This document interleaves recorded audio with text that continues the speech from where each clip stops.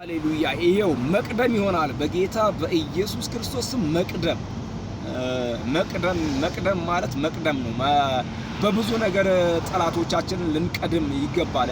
ጠላት ብዙን ጊዜ ሲሸምቅ ሊገል ነው፣ ሲዶልት ሊገል ነው። መጽሐፍ ቅዱስ ላይ ሰሞኑን እየተናገርኩ ነበር በማህበራዊ ሚዲያ። ዛሬ 28 6ኛ ወር 2017 ላይ ነውና ያለን በጧት በማለዳ በዚህ በአዲስ አበባ ጎዳና ስጓዝ እንዲህ ልል ወዳለሁ። ሳምሶን ጠላቶቹ ተነሱበት፣ ተማከሩበት። እግዚአብሔር ፕሮግራም አድርጎበት እግዚአብሔር ረድቶት እግዚአብሔር አግዞት እያለ ሳምሶን ግን በውስጡ ያለውን ጸጋ የራሱ መስሎት እንደቀላል አየ። ለእግዚአብሔር ጸጋም አልተጠነቀቀም። ነገር ግን ያንም ሲሆን ጠላቶች በሳምሶን ላይ በጣም ክፋትን አሰቡ። ሌሊቱን ተማከሩበትና ሌሊቱን ሲማከሩ እንዲህ ይላል መጽሐፍ ቅዱስ፣ ሳምሶን ደግሞ በእኩለ ሌሊት ቀደማቸው ይላል። በኢየሱስ ክርስቶስ በእኩለ ሌሊት ጠላት ይወለ በብዙ ሊመክር ይችላል። ጠላታችን በዚህ አየሩ አለቃ ላይ ያለ የዲያብሎስ መንፈስ ነው እንጂ ከሰውና ከደም ከስጋ የሆነ ጠላት የለንም።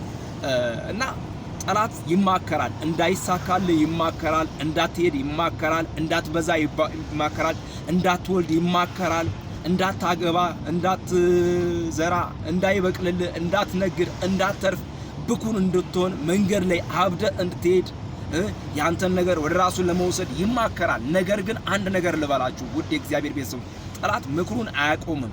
ያ አንተ የምትበላበትን ነገር ያንን ነገር ሊደፋው፣ እንጀራህን ሊደፋው፣ ኑሮህን ሊደፋው፣ ትዳርህን ሊደፋው፣ ብዙ ነገርን ሊያበላሽ ይመክራል፣ ይማከራል። ምክንያቱም የዲያብሎስም አገልጋዮች ሊሆኑ ይችላሉ፣ ምክርን ሊማከሩ ይችላሉ። አንድ ነገር ግን ልበላችሁ እኔ ወንድማችሁ፣ ጠላቶቻችሁን ቅደሟቸው። የሚማከረውን ጠላት በእናንተ ላይ በእንጀራችሁ ላይ የሚማከረውን ጠላት እናንተ ቅደሙት በኢየሱስ ክርስቶስ ስም።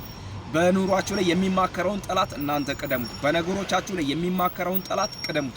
በምን እንቀድመዋለን ብትሉ በጸሎት ቅደሙት። ጠላታችሁን ከእግዚአብሔር ጋር በመማከር ቅደሙ። ከእግዚአብሔር ጋር በመሆን ቅደሙ።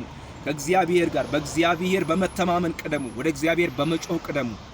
እግዚአብሔር ፊቱን በመፈለግ ቅደሙ። የእግዚአብሔርን ቸርነት በማውራት ቅደሙ። ወደ እግዚአብሔር በመጠጋት ቅደሙ። የእግዚአብሔርን በጎነት ለትውልድ በመናገር ቅደሙ። በኢየሱስ እግዚአብሔር ከኔ ጋር ነው ብላችሁ በማፍረስ ቅደሙ። ምክንያቱም ባለጋራችሁን ዲያብሎስ ሐሳቡን ፕሮግራሙን ማፍረስ የምትችሉት እናንተ ናችሁ።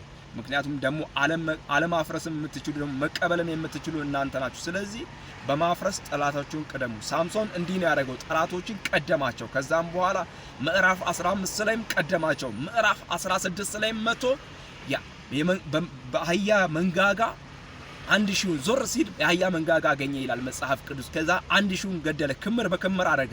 እዛው የአህያ መንጋጋውንም ጥሎ ደግሞ ሳምሶን ወደሚቀጥለው ቻፕተር ሄደ። ጠማው፣ ነፍሱ በጣም እንትን ባለች ጊዜ ሳምሶን ምንድነው የሆነው? ከእንደገና ከእግዚአብሔር ጋር ሆኖ የእግዚአብሔርን ፊት ፈልጎ ከእንደገና በኃይል ተሞላ።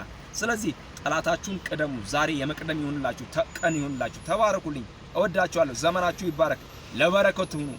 ወንድማችሁ መስፍን ነኝ። አምላኬ እንደ ባለ ጠግነቱ በክብር በክርስቶስ ኢየሱስ የሚያስፈልጋችሁን ሁሉ ይሙላባችሁ።